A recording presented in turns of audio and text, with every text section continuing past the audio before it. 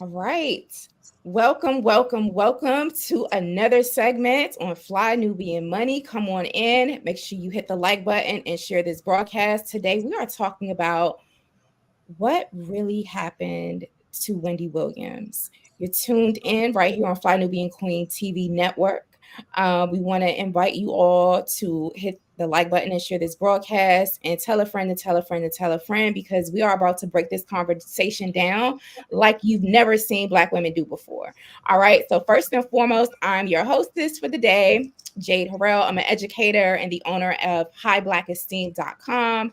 We're also joined by our sister Athena Gardner, who's a CPA and women's wealth coach. So she's going to bring a financial spin to this conversation. We're also joined by Miss Lala Key. She's an international real estate agent, and we already know that Wendy Williams' luxury condo sold underpriced. So we have questions for you, Miss Lala. Also, we're joined by Miss Erica Lewis, who's the owner of Faith in Transition Publishing. So she is an author and she's going to give us some special tea, but I'm going to save that for y'all for when she goes and starts talking about this topic. And we have with us Miss Rosalind Henderson. She's a leadership trainer and a 4 times author. And so she's going to give us some wisdom in terms of how this particular topic of what happened to Wendy can really apply to our lives and what should be our learning moments and big takeaways. So once again, this is our Fly Nubian Money panel. We're here on weekdays, Monday through Friday at 1 p.m. Eastern time. So make sure you all hit the notification bell so you are alerted when we do go live. And also be sure to text the word Queens to 87948 to receive alerts when we go live, but also to receive the book, a free book from our sponsor, right? Dr. Boyce Watkins. And the book is Financial Lovemaking 101. All right. The book goes into details about how, you can marry somebody and finances could add to the marriage very, very well. Or you can marry someone and finances could be a problem and it could be a shit show like what happened between Wendy Williams and her husband Kevin. But anyway, without further ado, let's get into the topic. So first I want to go to you, Miss Lala. Now, Mhm. I was reading the headlines and I know that Wendy Williams's luxury dream condo in New York City, right? I believe it was valued at maybe $4.5 million, sold under price Mhm. for $3.75 million. Also, she's under guardianship. How does that work? Is somebody taking advantage of her from an international real estate guru's perspective? Can you break this down for us, please? I can. And the first thing I'm going to say is the market dictates what you get. It's not always what you want. I have to always explain that to sellers when we have consultations. It is what the market dictates. It's what a buyer and a seller come to an agreement on. Now, in these cases where you're dealing with guardianship, you have different elements. The owner is no longer the one, whether it's being incapacitated or whether they've been deemed mentally incapable. They're the ones who make these decisions. It is their job to make sure that they get the most money for their person that they are guardianship over. However, in this case, I am not feeling that this guardianship did her job properly. I am not a guardian. However, I am a real estate agent, and I know that real estate has changed a little bit, but not to the point where this building for this price that was sold for. There is something going on behind this where they have accepted a price to me that is so much more lower than what it is actually worth. People are clamoring to get into this building. And sure, I know some people's money is funny, but let's be very, very clear. When you got millions, you're not going to haggle over something that you really want as you see as a status thing. So I am at a complete loss of understanding. I have not had a chance to pull the comps because that's going to be the next thing I do to see what is selling else in that building and what shape it's in. And who it belongs to in these cases usually does make a big difference. And Wendy Williams is very well known. So I think there's a whole lot of different element going by that. And I do believe that it was a disservice that they sold this property at a loss. Thank you for that. So listen, Lala, I know there are a lot of fees associated with selling a property, especially a property like of this magnitude. So if it's sold for 3.75, how much money would you say that Wendy got, after all of those fees and things? Well, if you're talking about just realtor fees, they can range anywhere from 1 to 6%. We are not allowed and this is a misconception in the world right now. We are not allowed to say, "Oh, everybody's charging 6%." That doesn't how it works. You negotiate with people. However, you also now have to pay for the guardianship fees because they're the ones who has to go through and look and make sure all the paperwork is correct. You have to go through judge and court. You have to pay the court fees for that. No telling how much they are in New York City. So there are many fees behind that. And if they're saying if they sold it at a loss, doesn't necessarily mean that Wendy didn't even get a little bit from it. It just means that they're throwing the big numbers at you. Like, okay, well, it sold for such and such, but she paid such and such. But what was the numbers behind that for real? Because there can be other networks behind that. But in this case, they want to show it's a loss so that they can write that off of her books or prove something for something else that they need to show for the courts. Guardianship is very interesting, and a lot of people do not understand it. And this is why if I get anything through to you today, please love yourself enough to make sure that you take care of yourself while you are living and when you die, because we're not going to live forever. But what people don't know is while you're living, things like that are going through, Wendy's going through mentally incapacitated, Alzheimer's, anything, guys, strokes. What is your family going to do when you didn't leave them the instructions on what to do? Please get an estate, a living will, and please don't go to Staples and buy the one and sign that one. Hire an attorney and do what you need to do. And this all goes back to your self-love. You got to love yourself and your family to know that you're not going to leave them in this mess, because Wendy does have a son. So what is going on with this? Why wasn't he given guardianship? What is going on here? Something is not right and not adding up. Thank you so much for that, Lala. If you all are just tuning in, we are talking about what really happened to Wendy Williams. I mean, her this week, her luxury prize condo, it was a 2,400 square foot condo in the financial district in Manhattan, New York City, is sold under price. And so Lala just broke down what that means, as well as guardianship. We know that she's under guardianship. So welcome to the broadcast. If you all are just tuning in, I want to go over to Erica. Erica, at the height of Wendy's syndicated show, we know that she was making $10 million a year. And I believe that was about like $55,000 per episode. But at the height of her career, $10 million a year. How do you think she ended up in a predicament like this? It happens, in her previous writings in her books, of which I've read both. And I actually had an opportunity to interview Wendy some years ago when she returned back to New York.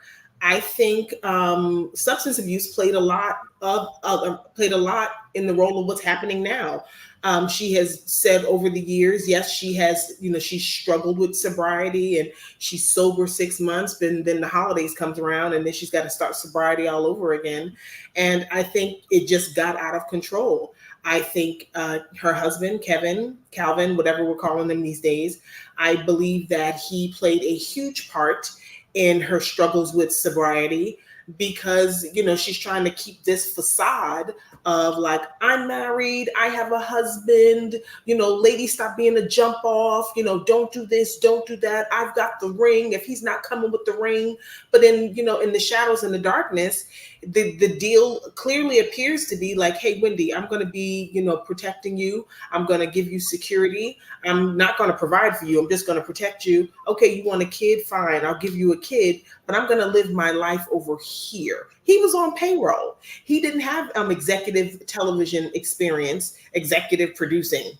He didn't have that. He got thrown a gig. He got thrown a job. She kept him on payroll. He was a kept man. And this is what ends up happening. If we take a look at celebrity women, we're going to see in the last 15, 20 years, maybe even a little bit more than that, 25, 30 years, we'll see that there's an upsweep of women, Black women, that are paying alimony. And it is getting out of control. And it really goes to show, if this man has to pay alimony, it makes you wonder, like, well, what was the original deal with the marriage? Because I'm a firm believer, I haven't been married yet. I'm a firm believer, especially at the age I am. You know what? Let's talk. Let's have that hard conversation about prenuptial agreements. Why not? If we're both coming into this marriage and we both have $5, if this doesn't work out in the next 50, 55 years, you take your $5 and go left, I take my $5 and go right. It doesn't have to be. Women look at prenuptial agreements like, I can't believe he wants to keep me from things. No, it's what Lala said. It's having your affairs in order. Especially when you get married up in years, you have a set of children. He has a set of children. You have assets. He has assets. Those things need to be protected because these are things that you're passing down to your lineage, and they need to be divvied up accordingly, doing things in proper order. So yes, having prenuptials in place, having living wills in place, and it's just have that hard conversation, get it out the way. You can love how you love, but take care of your business. And I just don't think that Wendy looked into the future. She didn't forecast what was going to happen. She wanted what she wanted. She got it, but I don't think she prepared for the repercussions of it. And here we are. Yeah, that's really, really sad. And I'm really grateful. I don't know about y'all, but I'm grateful that our sponsor for this broadcast today is literally willing to give you all, the audience, his book, Financial Lovemaking 101 for free. You can download it. You can get the book for free. It's thought of as the Karma Sutra of money management, and it teaches you the ins and outs of the financial lovemaking process and how your financial choices can serve to stimulate and strengthen your relationship rather than destroy it. Right? Get the book, read it. Even if you are married, you're in a relationship, you may be thinking about marriage, you may not be, or may not even be thinking about it, but just having these tools and these skills so that when you are in union or relationship with someone, you actually have an agreement with your partner in terms of, the best ways to set yourselves up in a relationship up for financial success, so it doesn't lead to, excuse me, ladies, a shit show. Because I feel really, really, really bad, for Wendy Williams. And I know that Erica, you use the term a kept man. I'm like, yeah, I guess they do have kept men these days. I ain't keeping no man, but it happens, right? A lot of women are paying alimony to these grown men that are supposed to be providers and protectors. And so with that, I'm going to remind you all to text the word Queens to 87948. That's Queens to 87948 to receive your free book, Financial Lovemaking 101, from our sponsor, so we don't end up in this situation. Now, with all of that said, let's talk a bit about this drama, right? Because financial lovemaking clearly was not present in Wendy's and Kevin's marriage. Athena, he ended up having a side chick. He had a baby. He bought the woman a house up the street and around the corner from them. It was this whole situation. And do you believe, I just want your perspective, like, why don't you, he didn't walk away from the marriage empty-handed, right? So what is your idea of maybe the stress that the marriage had on her psyche and her health, and how that possibly could have contributed to this financial chaos in Wendy's life, Athena? Oh, you're muted, honey. Sorry about that. I will answer your question, but first I want to put my CPA hat on and respond to what Lala said about the loss on the property. You can only deduct a loss on a property if it was used in business or investments. So for personal property, like your home or your car, if you sell that as a loss, you cannot take that tax deduction. So it would have been better if she rented out the property first or had it in some kind of business first before they did that sale. I just want to put that out there. As far as the relationship, so basically, I feel like Wendy and a lot of successful women face this dilemma where you reach certain levels of success and it causes a lot of issues when it comes to your relationships with your partner, and it plays out into power dynamics. We have seen this with Wendy, we have seen this with Mary J. Blige, we have seen this play out before when the husband becomes the husbander. And oftentimes when that happens, psychologically, I feel like a man will try to redeem some power. And in this case with Wendy, Kevin went out and had a side piece mistress, which she was fully aware of. So that's another thing too. A lot of people in marriages, and I often joke that a lot of people have these dusty marriages. A lot of marriages have certain kind of arrangements, right? But I think the straw that broke the camel's back is when Sharina popped up pregnant, because Sharina, even though she was a side piece, she was there for a long, what, at least 8 years. She was there for a long time. Um, photographed, taking pictures, and going on vacations with her. So she knew in some of her documentaries, she noted how she struggled with eating disorders and other self-esteem issues. And we can see that in the latest one as well. So I think Wendy made it a trade, which a lot of women try to do, where, okay, even though this man is not necessarily honoring me, I'm going to have a piece of a man, or a kept man, as Eric, I'm keeping as a kept man, or part of that drizzle movement, and kind of go along with that.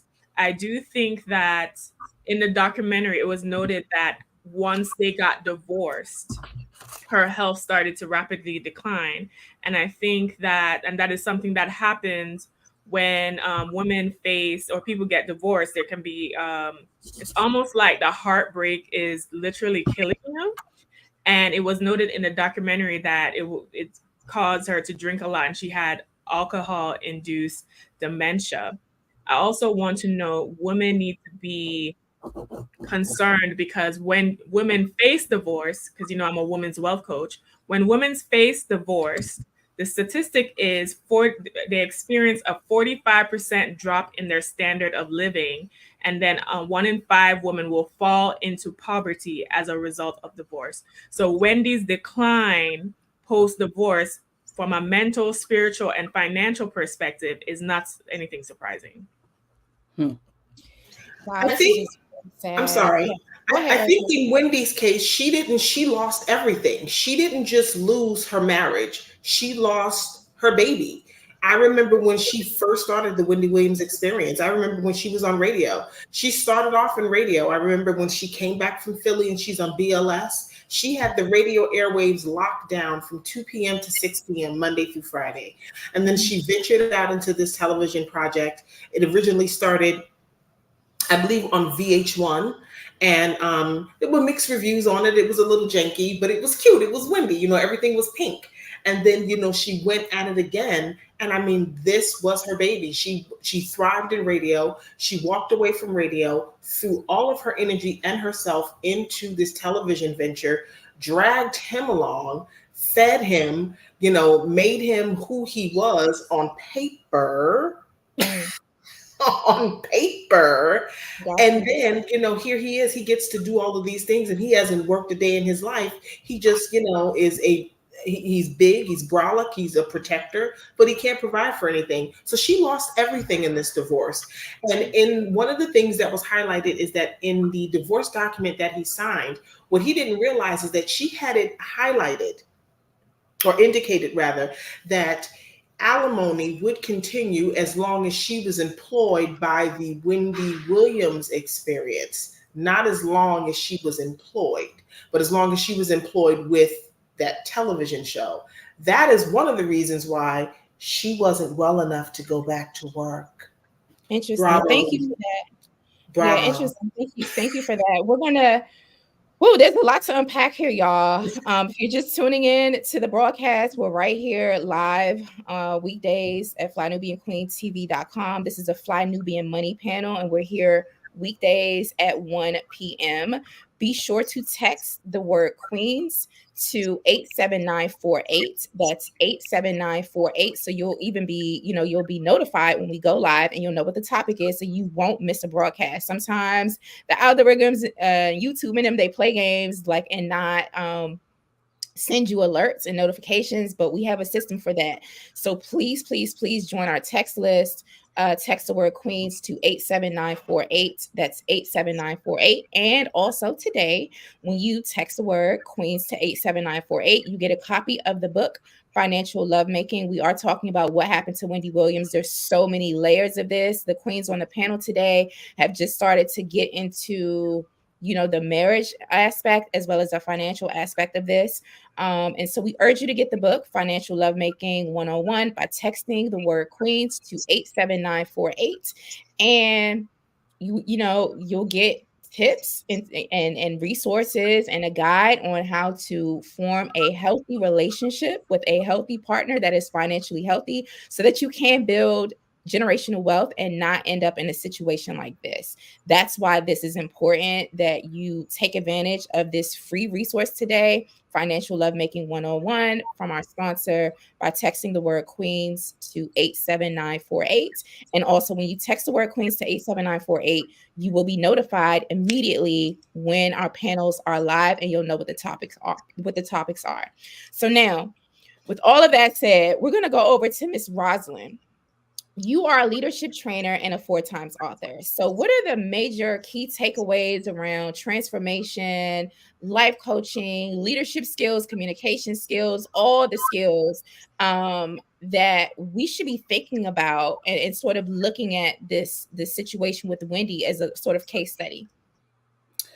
There's so many ways to look at this. There are so many perspectives to this. What jumps out at me immediately is, again, how Wendy is looked at in the show, at least, as someone to,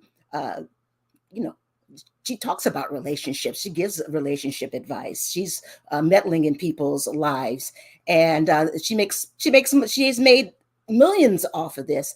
But at the same time, at the bottom line, I am seeing an issue with self-esteem, an issue with self-love. Look, I've been married a couple of times. I could tell you about finances and the things that I've learned over the years. And really, whether this was a relationship of convenience or if this was a relationship based on love, who knows for sure.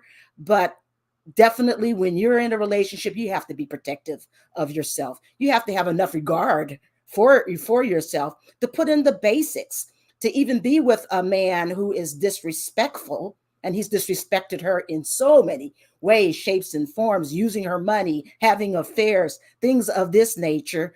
What you allow in your life only grows. If you have a faithful man, a loving man, guess what? Those characteristics are going to grow in the marriage. If you have someone who's disrespectful and who's running away with your money, if you have a boy in your relationship and you allow that, don't speak up, don't put boundaries around that, guess what? That just simply grows. And her demise, to me, her health demise, her mental decline, to me, is absolutely related to being married to this man for some 20 years. And it affects your when you have mental issues, it absolutely affects the way you make decisions, your finances, your everything. I think she just allowed herself to be unprotected. She did not protect herself in this marriage. For us, I just want to say, for us, we need to take that as a warning. So many of us women are quick to want to be in relationships, and no matter how much we want to be in one, hey, I'm between husbands myself. We've got to see correctly the man who's in front of us that we're dating. Yeah, I mean, you brought up so many good points, Rosalind. We know that water seeks its own level. And one of the things I've learned through my transformational journey, life coaching experiences, is that we mirror each other, right? So the dysfunction and chaos that's in me is definitely, it's reflected out in the world and can be reflected out there in a partner. Can you sort of speak to that? Because, I mean, I know that Kevin and Wendy were married for a number of years, I think over 20 years. I know that she started getting famous and getting lit on the radio waves by drama, talking about celebrities and drama and stuff. And so do you think there's a possibility that she really attracted somebody who was vibrating on that same frequency? Absolutely. And for those that I've counseled, and even for myself, because I'm going to tell on myself too, let's be real here, that the more that I've become mature, the more that I ended up loving myself, the more that I've respected myself, the better quality man I attracted. It's a tuning fork. Now, we oftentimes don't want to see that.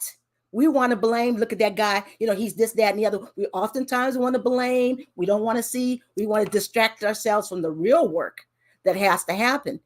Wendy was able to make this big living off of being a dramatist. She's all about drama. She was able to make a living off of that.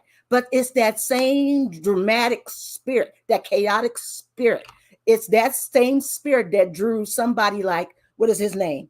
Kevin into her life, and her tolerating it. You know why she tolerated it? Because it was familiar, quote unquote, because she's used to this kind of behavior in men. And I'm always of the belief that everything starts from inward outward. The inward is just nothing. What I see in front of me is just nothing but evidence of what's happening inside me. So the bottom line is, and I want to give this as a takeaway also to our ladies out there, while we're waiting for Mr. Right, we always have to be taking account of ourselves, evaluating ourselves. How can we become better people? How can I track? Not just, look, I want better friends. I want better business partners. I want better lovers. So as you grow and you take that as first responsibility, life becomes a lot sweeter. Absolutely. I'd like to piggyback on that, what Rosalind said. Full transparency, I went through a ugly breakup about 4 years ago, and we were in bliss. We traveled the world together. He was my travel partner when I was on ships. And then when COVID happened, I couldn't understand where we were, how we got into this rut space, and I thought we'd be able to climb out of it. And it ended up turning into the worst breakup I had ever experienced. And I learned something about myself. I said, you know what? I need to sit and assess who I was that attracted this. I attracted this. Yes, this is new behavior I'd never seen before, but it's still the same man. I need to divorce or break up with the woman that I am that attracted that, take accountability, start assessing. And then once I've completed my assessment and gone through some trials, let's see how this thing works out, then I can look at perhaps dating again. But I really had to break up with that version of me. And that's the hard part.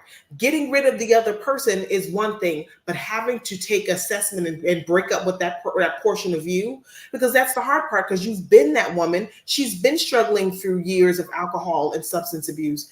That really, alcohol and substance abuse, that was her real relationship. Her relationship was with the cocaine. Her relationship was with the vodka. And now having to actually do that breakup and that healing, that is the hard part. And unfortunately, here we are with dementia and other things. Yeah, I'm praying for Wendy. Let me tell y'all something right quick. In full transparency, I could not, would not watch that documentary. I felt that she was being exploited. I was never a fan of her commentary or even when she was on the radio, I really and I was younger back then, I really couldn't just listen to it. But even now, the state that she's in with her personal problems, with her health issues and things like that, I don't even know why they would even make a documentary like that to put her out there. And that brings me to my next question. And I want to hear from you, Lala. How can personal issues like those faced by Wendy Williams impact a public figure's financial stability and also mental stability? You feel like you have to live up to a certain standard. And I, like you, I am not a big fan of Wendy. But to me, when you live in mess, mess follows you. And when that happens and you get to a certain status, then people expect certain things from you.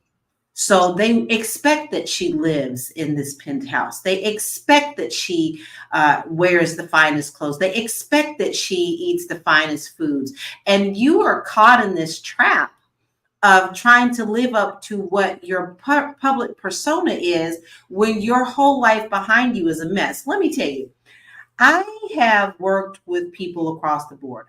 The lowest property I've ever sold was $25,000 in Denver, Colorado. The highest property I've ever sold was in the three millions.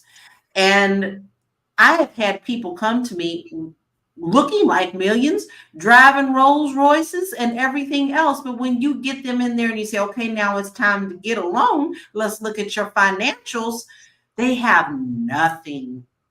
And it's all because they put this persona out of being more rich than what they are, and they feel like they have to keep up with the Joneses. You don't need to keep up with the Joneses, baby. You don't need to keep up with Fred, Wilma, Flintstone, Jetsons, nobody.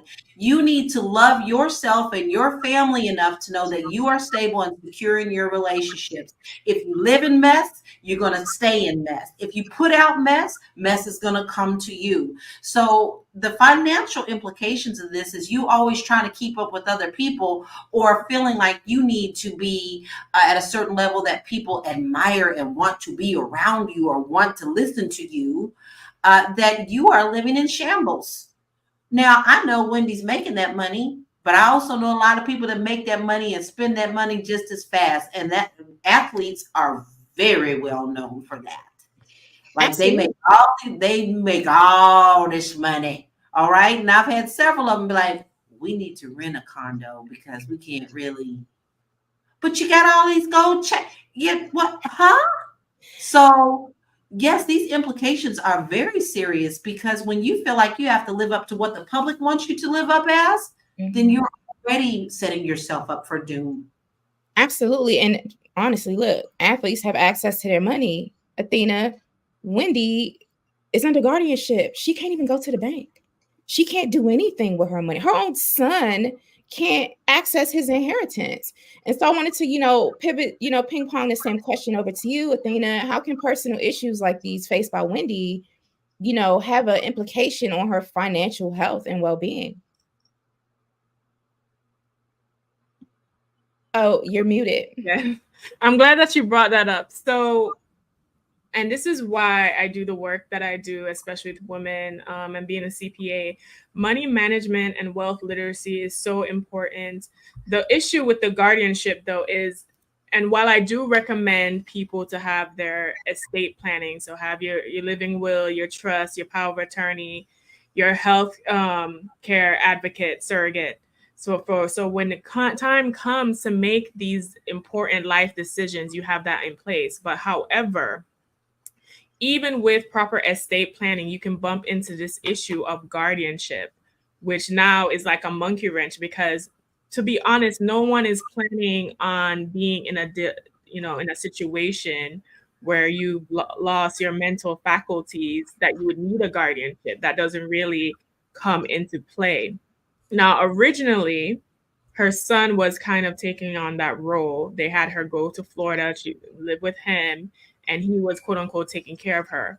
What happened was because the son wasn't properly managing the funds and they were looking at this expenditures, like thousands of dollars being spent on Uber Eats and parties and different things, because to be honest, Wendy enjoys a lavish lifestyle. And even in the documentary, he said that. What the attorneys and guardianship came under was because they didn't deem the son as fit. So not only is it important for you as an individual to have proper financial planning, you need to pass that on to your heirs, to your sons. You need to make sure, to your daughters, to your children, you need to make sure that they have wealth literacy, because if they are in a situation where they are your power of attorney, they are your healthcare surrogate, then if they don't even follow proper planning, you can lose everything. And now you're subject to some random stranger who may not love you as much, have your best interest making decisions. With celebrity and celebrity culture, you do have, and not just celebrity culture, with social media and influence culture, everyone is under the pressure of looking like something, keeping up with the Joneses. But, the statistics are what they are. 7 in 10 Americans living paycheck to paycheck does not have at least $5,000 in a savings. So we know what the reality of life is. Now, Wendy, I did feel like she had the pressure of trying to live up to that image, because even in a documentary, She was scrutinizing people about the clothes she was wearing, make sure she has the most lavish furs, make sure that, she's being seen photographed. And when I watched it, I got the impression that she was addicted to fame, and that was very important for her. And she had a hard time adjusting to what life is now. Furthermore, after the end of her talk show, which was making a lot of money, and Debmar Mercury, which is the company behind her talk show, did not want that talk show to end, because remember, they had all these guest hosts and they were all waiting on time. I think everyone knew Wendy was falling apart, so they tried to extend it as much as possible. But when you stop working or your main source of income generation declines, but you are now used to that kind of expense of lavish living, a lot of people, including celebrities, athletes, whoever, get into financial issues because they have not adjusted for that lifestyle change. Thank you so much for that, Athena. If you're just tuning in, we're discussing what really happened to Wendy Williams. Her luxury condo was valued at $4.5 million. It is no longer on the market. It was undersold for $3.75 million. Okay, she is under guardianship. I'm learning a lot from the queens on the panel about guardianship and how there's certain stipulations that happen when a person is deemed incapacitated in order to handle their own affairs. And at the end of the day, this is a Black woman who has amassed a fortune. We already spoke earlier about how at the height of her career, she was making $10 million a year. Right now, she has no access to that. The courts have stepped in, and her son doesn't even have access to her money. So I'm going to read some stats, that's some facts about Wendy that are that's on the screen right now. But in the meantime, I would love for you all to hit the like button, share, and subscribe to Fly Nubian Queen and the flynubianmoney.com. Text the word Queens to 87948 so you'll be notified when we go live. I'm hearing a little feedback, by the way, someone. All right, so Wendy Williams is only 59 years old. She's a graduate of Northeastern University. Her first job was in 1986. That was her first job in radio at WVIS in the Virgin Islands. I didn't even know that, y'all. In 2008, the Wendy Williams Show began a 13-season run, and that's remarkable, for a show to be on the air at that, for that long. And she was paid at the height of her career $10 million per year. I'm still hearing a little bit of feedback. I don't know. Someone has a hot mic. $10 million per year. In 2017, her health issues began. And in 2021, she went on an extended hiatus. Now, in 2021, September, she left the show. Now, I remember somewhere in between 2017 and 2021, I think probably 2021, she was dressed up on Halloween as a Statue of Liberty, and she literally fainted on the air, and people were like freaked out. People made memes about it. They were really mean about it. But I think that's when the public became aware of her health issues. And so again, like the net worth at the height of her career was estimated to be $60 million, y'all. This is $60 million. So career-wise, she did everything right. She worked really hard. She built a brand for herself. She amassed a bunch of wealth that she should be able to pass down to her offspring, right? But right now, it seems that she's losing, right? She had to pay alimony to her husband and stuff. So this is just really, really, really unfortunate. I want to go over to you, Erica, and I want to, talk about this idea of prenups. Do you believe that more women should consider prenuptial agreements when they're earning that kind of money that Wendy was making? I think women should be looking at prenups regardless of what amount of money that they're making, because you never know. You could start off you could be making $50,000 a year and think like, well, that's no money. And then you invent something and now you're an instant millionaire. And now you have an excess of $50 million now. And, you're newly married. You had a set of kids and your husband has a set of children from previous relationships. And then, oh my God, 5 years down the road, there's, now there's infidelity. Now there's problems. And now, there's access to your $50 million that you didn't have before. get those prenups in place, ladies, and it's okay. You can always put a clause in it and say, listen, every 3 or 4 years, we can come back and we can review it and see if we need to reassess this, reevaluate it. You can always go back and look at a prenup. It's just a legal document. It's not binding forever. It's like an NDA. You can give it a lifespan of 5 years, 4 years, 6 years, whatever, but give it life. Put things on paper, and it is okay to have these hard conversations, because guess what?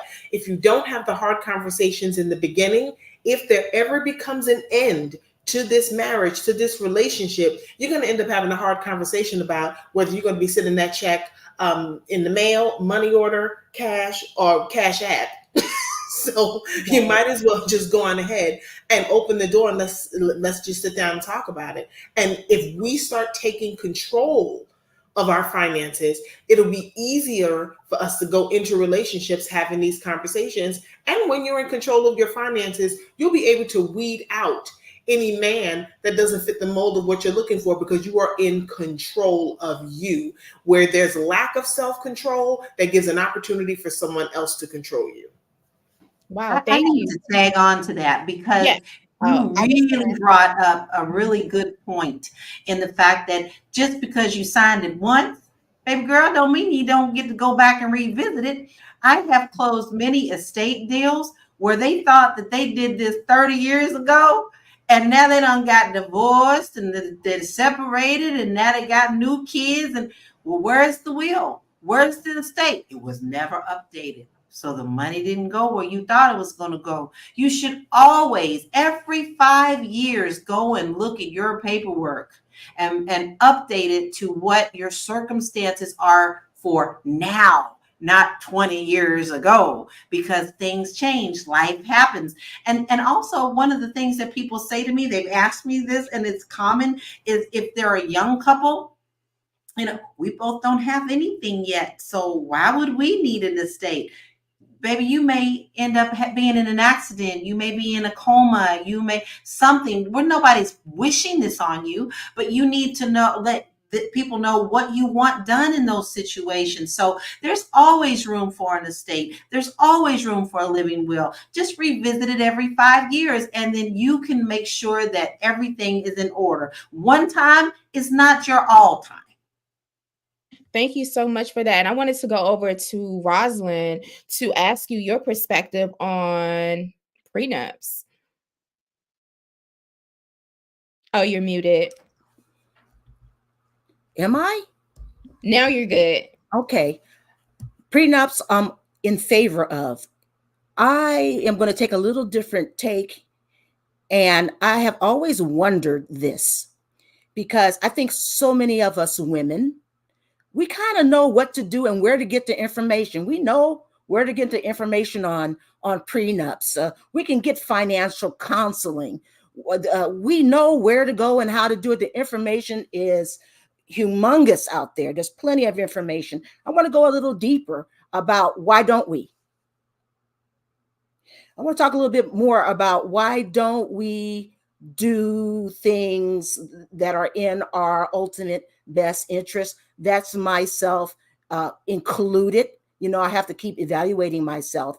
What are the blockages? What are some of the mindsets? What are some of the experiences that we've had with men in the past? And what are some of our longings that cause us to repeatedly shoot ourselves in the foot financially, and in regards to living with some behaviors of men that are intolerable?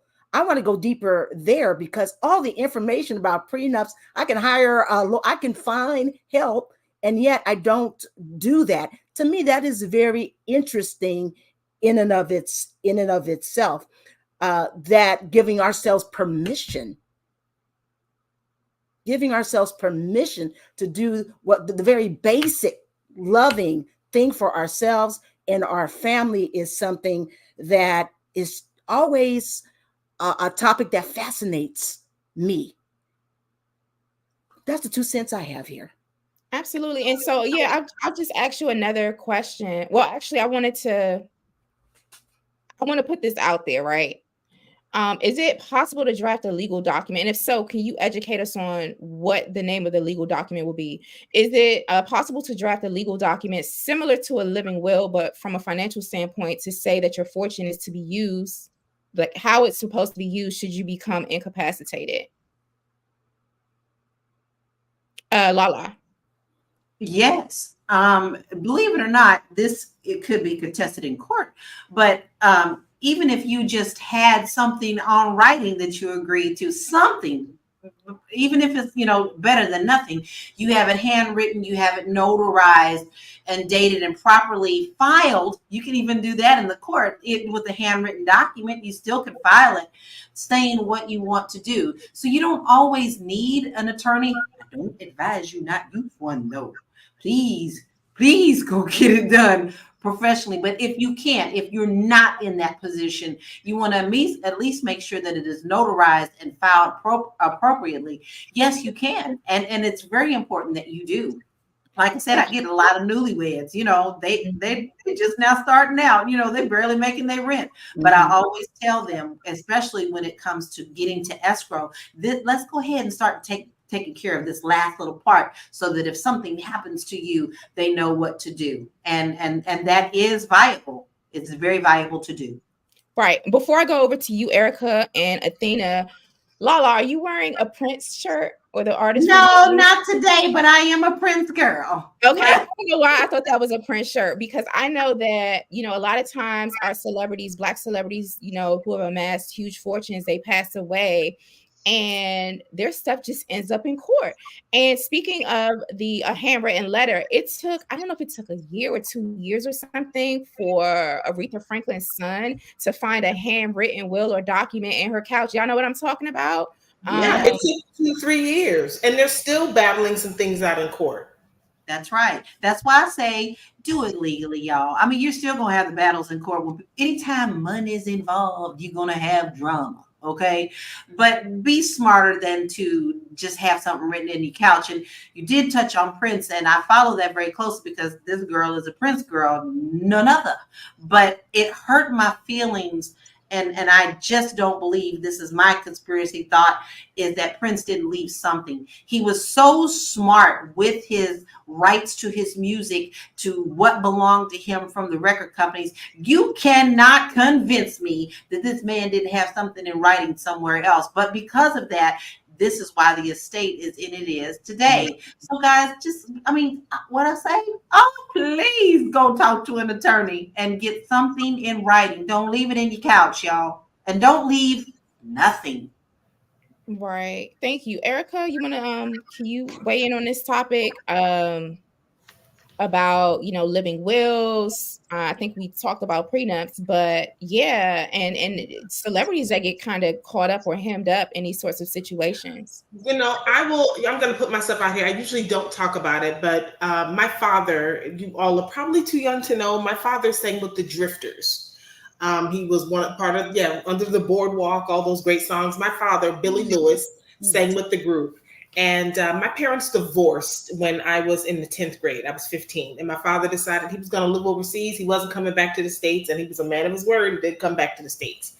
Now, my parents got their divorce. And my father, he ended up dying 12 years ago. He had another daughter during the midst of the marriage, which led to the divorce. And she discovered him deceased. Now, here's where it gets tricky. My father had been in the military. And although he never married that young lady's mother, my stepsister, he never married her mother, or if they did marry, they were married 5 months or whatever. She went to collect military benefits. I'm going to get to the will in a minute. She went to collect military benefits, and they told her, no, ma'am, this goes to the first wife. You're not entitled to this. Okay. And my mother was able to get those benefits, even though they had been divorced for years. My mother, whatever those benefits were, went to the first wife. Which was more disturbing is that my father had royalties. Okay. He had royalties. He did not have his affairs in order. He didn't have a will. He didn't have things in place that he could have left to my brother and I. So therefore, when my father passed away, my brother and I have a younger brother. We were informed that my father died, But when my stepsister in England got ready, she had him cremated and didn't tell us anything. And when she did the obituary, she listed herself as his only child. So it is so important that people have their affairs in order. Even though my parents hadn't been married and, they didn't have any communication. I mean, my brother and I are, full grown adults at this point, functioning adults in society. However, we were still his children. Yes. And regardless of how old your children are, 70, 80 years old, they're still your kids and they will still mourn you not being here. Have things in order. Nobody should take over the fact that your children get unacknowledged. You know what I mean? So please put your affairs in order, because if my father had a will and he had shared it with us and said, your mother and I are not together, but this is what I want for my kids, and I want my kids to know that I want to be cremated, I want to be buried. We didn't even know what he wanted, whether he wanted to be buried or cremated or not. And here we are. He was cremated before we got there, and we were not listed as next of kin or family. Only she was. Wow. Erica, can I interject for one quick second? That's an example of not having a will. But I also want to say why it's very important you have something in place, even with a will. My experience has been with the death of my mother some 7 and 8 years ago, that it still is going to be a shit show. But when you have a will in place, the will that is the final authority. There's nothing that brother 1 or brother 3 can really say. You can talk about your feelings all you want. You can contest all you want. You can have personal thoughts and opinions all you want. That will align things to your mother's and father's wishes. And that's the end of the subject. This is why you want to have a will, because even with one, it still is a shit show. Absolutely. Thank you for sharing that, Rosalind and Erica.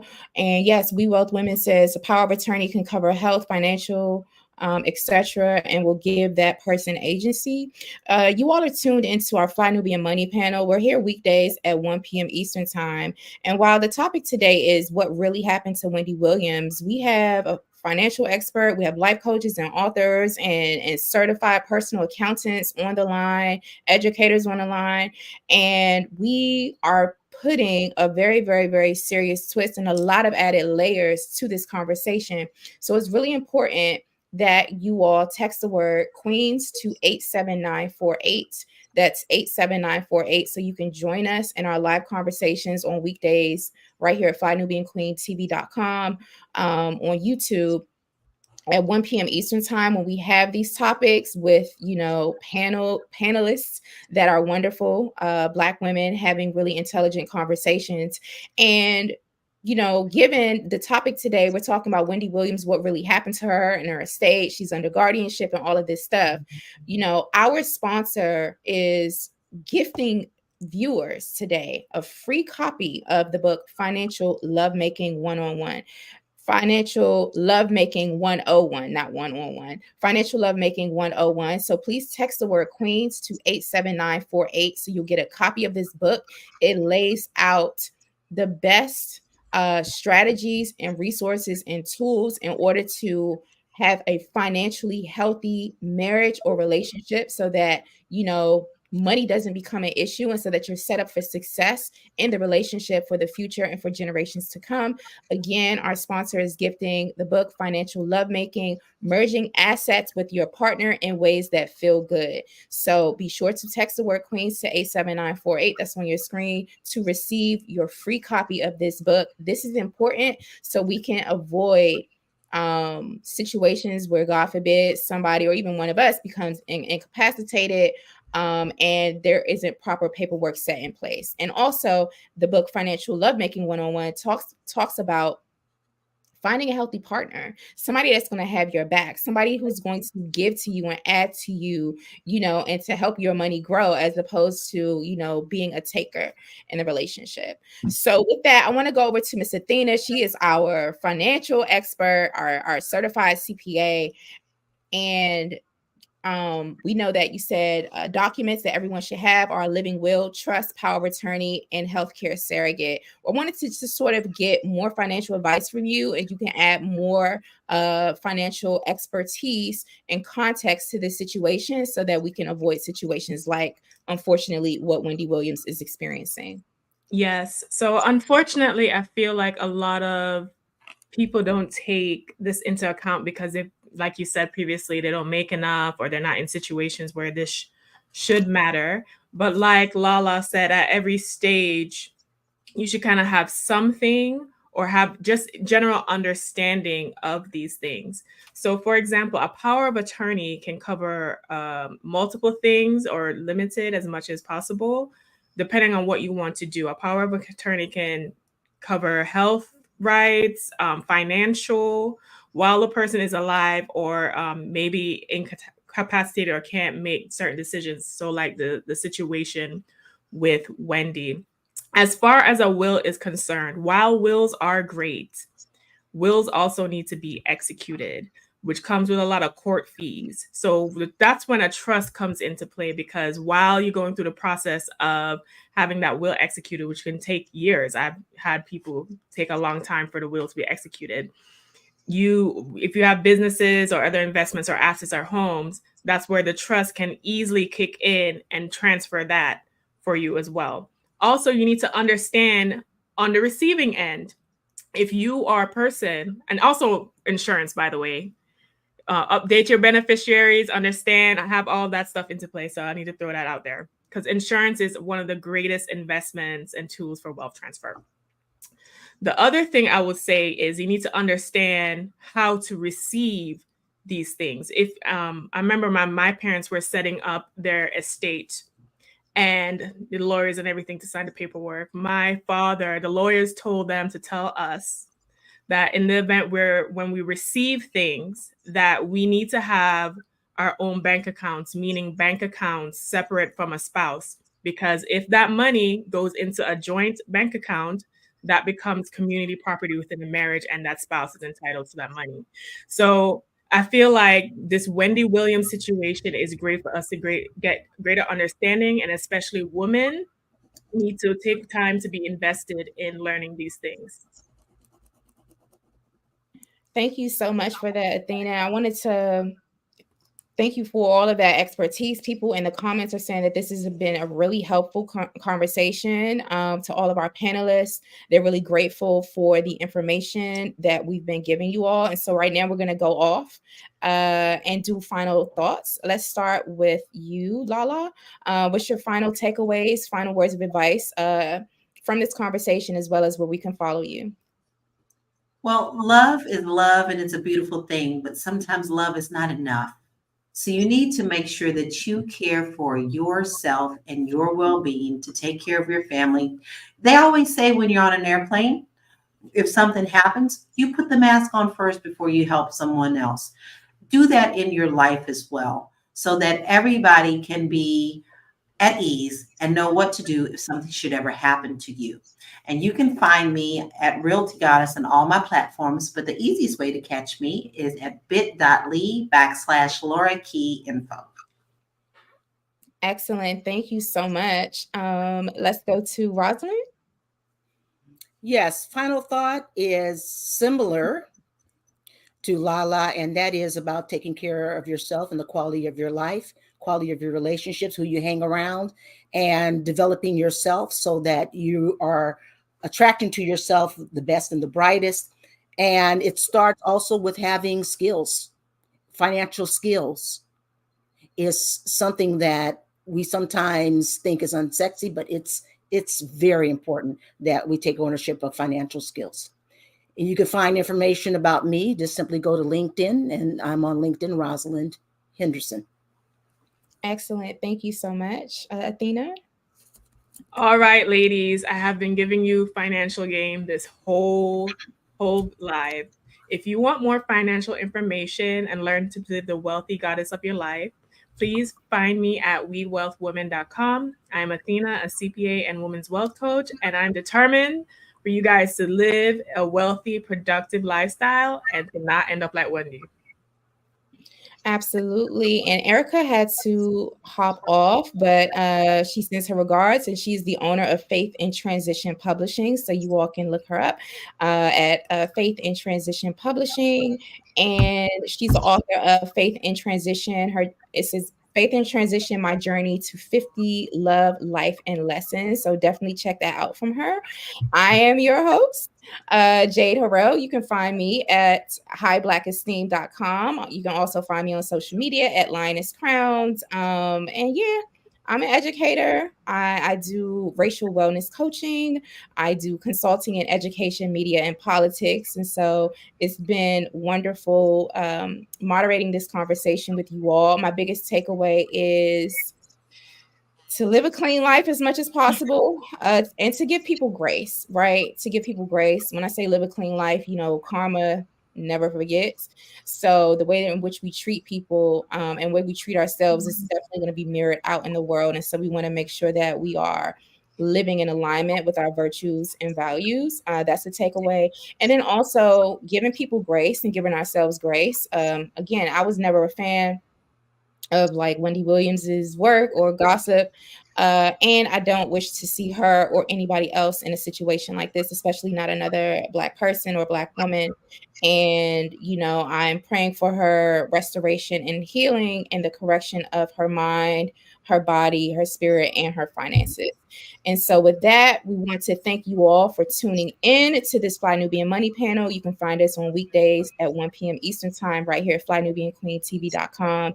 Be sure to also go over to flynubianmoney.com and check out our programming there, and text the word Queens to 87948 to get a free copy of Financial Lovemaking 101, so that you can be set up for success in your relationships and not end up like Wendy and Kevin. God bless them both. All right, and so we'll see you again tomorrow at 1 p.m. Eastern time. Have a blessed day, everyone. Take care. Bye-bye. Bye.